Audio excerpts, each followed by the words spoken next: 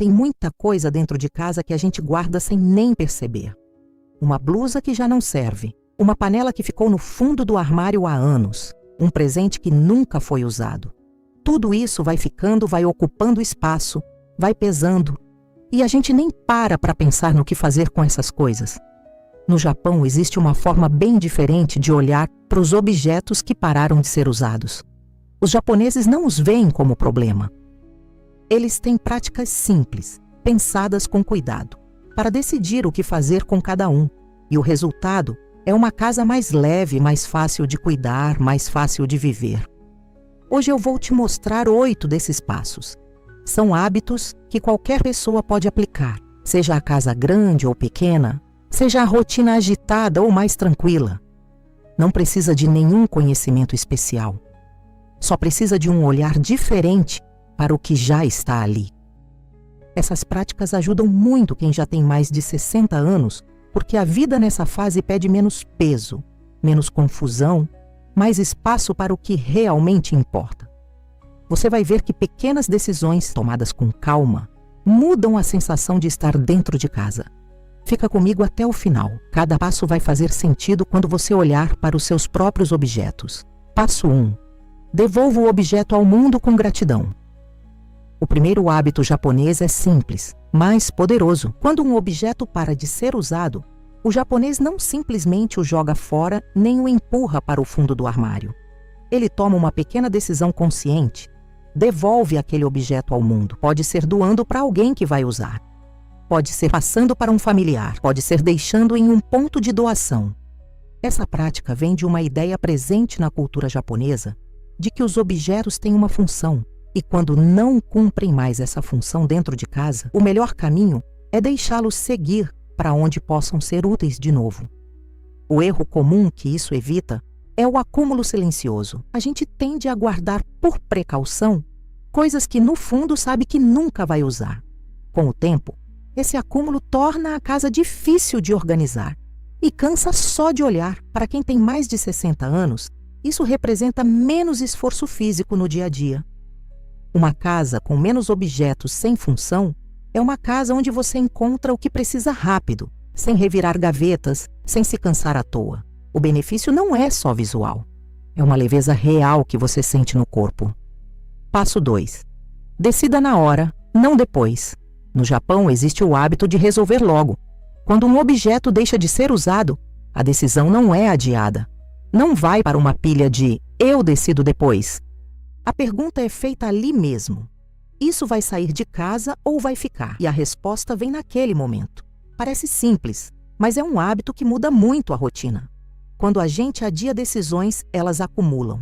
E de repente, existe uma pilha enorme de coisas sem destino. E a tarefa parece impossível de encarar. O japonês resolve isso antes que o acúmulo comece. O erro que isso evita é a paralisia. Muita gente guarda objetos não porque quer, mas porque decidir dá trabalho. Aí o objeto vai ficando e vai e vai. Semanas se tornam anos. Para quem está em uma fase da vida em que a energia é preciosa, esse hábito é um presente. Você não gasta mais tempo nem mente com coisas que já não têm lugar. Cada decisão tomada na hora é uma decisão a menos para amanhã. E isso dá uma sensação muito boa de controle sobre o próprio espaço. Passo 3. Estabeleça um limite para cada tipo de objeto. Os japoneses costumam ter o hábito de definir um espaço fixo para cada categoria de objeto. Uma gaveta para lenços, um gancho para bolsas, uma prateleira para livros. E quando aquele espaço enche, é sinal de que chegou a hora de tirar alguma coisa antes de colocar mais. Esse limite não é uma regra rígida, é mais um guia. Um lembrete de que a casa tem um tamanho e os objetos precisam respeitar esse tamanho. O erro que esse hábito evita é o crescimento invisível das coisas. A gente não percebe quando a casa vai enchendo. Um objeto aqui, 2 ali. De repente não tem mais espaço para nada. O limite ajuda a perceber antes que isso aconteça. Para quem tem mais de 60 anos, esse passo traz clareza visual. Quando cada coisa tem o seu lugar e esse lugar não transborda, os olhos descansam, a cabeça descansa. Você entra no cômodo e sente ordem, não confusão. Isso reduz o cansaço mental que a bagunça silenciosa causa, sem a gente notar. Uma casa tranquila começa com detalhes quase invisíveis. Se você quiser aprender receitas caseiras e pequenos hábitos que tornam a rotina mais simples, eu reuni tudo em um material especial. Está no comentário fixado e você pode adquirir ele por lá. Passo 4. Separe o que tem sentimento do que não tem. No Japão, existe uma distinção clara entre objetos com valor afetivo e objetos que simplesmente ficaram. Um presente de alguém querido é diferente de uma caneta que parou de funcionar há 2 anos. O hábito japonês é tratar cada um de forma diferente. Os objetos com sentimento merecem cuidado na decisão. Os outros, agilidade. Isso parece óbvio, mas a maioria das pessoas trata tudo com a mesma hesitação. Fica em dúvida sobre tudo. Aí, nada sai de casa, porque qualquer coisa pode virar uma memória se a gente quiser. O erro que esse passo evita é misturar apego real com o hábito de guardar. Nem tudo que ficou tem valor. Parte ficou porque ninguém decidiu tirar. Separar o que tem sentimento genuíno do que é só acúmulo ajuda a tomar decisões com mais clareza e menos culpa. Para quem tem mais de 60 anos, esse hábito traz mais autonomia. Você decide com base no que realmente importa para você, não na pressão de "e se eu precisar um dia?". É uma forma de respeitar o seu próprio espaço e a sua própria história. Passo 5. Use o objeto antes de guardá-lo de vez. Esse passo vem de uma prática japonesa muito interessante. Antes de decidir se um objeto sai ou fica, o hábito é usá-lo mais uma vez. Vestir aquela roupa, usar aquela xícara, sentar naquela cadeira. Esse contato final ajuda a confirmar se o objeto ainda faz sentido na vida ou se já cumpriu o seu ciclo. A ideia é que a decisão não vem só da cabeça. Vem também do corpo, da experiência. Quando você usa algo e sente que já não combina mais com quem você é hoje, a decisão de soltar fica muito mais fácil. O erro que isso evita é guardar objetos por memória e não por uso real. A gente guarda muita coisa porque um dia pode ser útil, mas nunca usa de verdade. Usar antes de decidir quebra essa ilusão com gentileza. Para quem tem mais de 60 anos, esse hábito evita retrabalho. Você não fica revisitando a mesma gaveta meses depois perguntando: "Mas isso aqui eu uso?".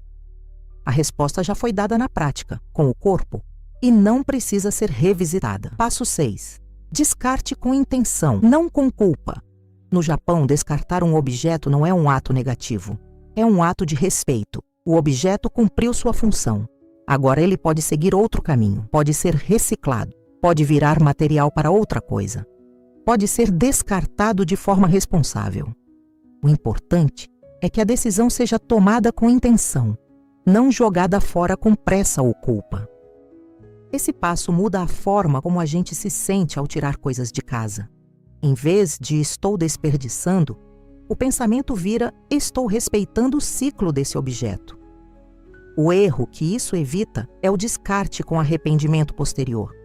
Quando você descarta com calma e intenção, não fica com aquela sensação de "joguei fora sem pensar". A decisão foi feita de forma consciente e isso traz paz. Para quem tem mais de 60 anos, esse hábito traz leveza mental. A culpa de descartar é um peso que muita gente carrega sem perceber. Tirar esse peso é uma forma de cuidar da própria cabeça, não só da casa. Passo 7. Compartilhe com alguém próximo antes de descartar. Antes de um objeto sair definitivamente de casa, os japoneses têm o hábito de verificar se alguém próximo poderia se beneficiar dele. Um filho, um neto, um vizinho, um amigo. Isso não é hesitação. É uma forma de dar ao objeto uma última chance de ser útil dentro de uma rede de pessoas conhecidas. Esse passo é diferente de guardar, porque talvez alguém queira um dia.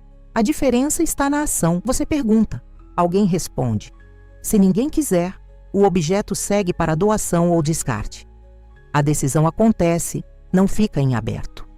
O erro que esse passo evita é a culpa de descartar algo que poderia ter ajudado alguém. Com esse hábito, você sabe que deu a chance, e isso alivia a consciência. Para quem tem mais de 60 anos, esse hábito também fortalece laços. Aquele agasalho que o neto levou, aquele livro que o vizinho pediu emprestado e ficou.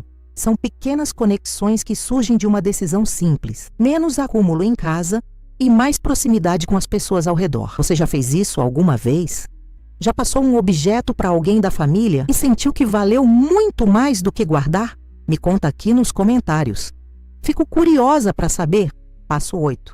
Revise os objetos por temporada, não por pressão. O último passo japonês é sobre ritmo. Em vez de esperar a casa estar cheia demais para agir, o hábito é revisar os objetos em momentos planejados. Uma vez por estação do ano, no início do verão, antes do inverno, na virada do ano. Esses momentos viram um ritual simples de olhar para a casa e verificar o que ainda faz sentido estar ali. Esse ritmo retira a urgência e o peso da tarefa. Não é uma faxina de emergência. É uma checagem tranquila, feita com calma, em um momento escolhido. O erro que esse passo evita é a limpeza feita com estresse. Quando a gente só age quando a casa já está insuportável, a tarefa vira um fardo. Com revisões por temporada, nunca chega nesse ponto. Para quem tem mais de 60 anos, esse hábito traz uma sensação de controle muito boa. Você não está correndo atrás da casa. A casa está acompanhando o seu ritmo, e isso é muito diferente. Significa que você está no comando, não a bagunça. Significa que a casa serve a você, não o contrário. Esses 8 passos têm uma coisa em comum. Todos eles tratam os objetos com respeito e as decisões com cuidado. Nenhum deles exige pressa ou sacrifício. São hábitos pensados para uma vida mais tranquila, onde a casa não pesa, não cansa, não sobrecarrega. O que os japoneses ensinam, no fundo, é que a casa é um reflexo de como a gente está por dentro. Quando a casa está cheia de coisas sem uso, a mente também sente esse peso, mesmo sem perceber. Quando a casa vai ficando mais limpa, mais organizada, mais só do que precisa, a cabeça respira junto. Você não precisa fazer tudo de uma vez. Escolha um passo que fez mais sentido para você hoje. Só um. Aplique essa semana. Veja como fica a sensação. Às vezes, uma pequena mudança em um canto da casa já muda a forma como você se sente ao acordar de manhã. A casa muda devagar, mas muda.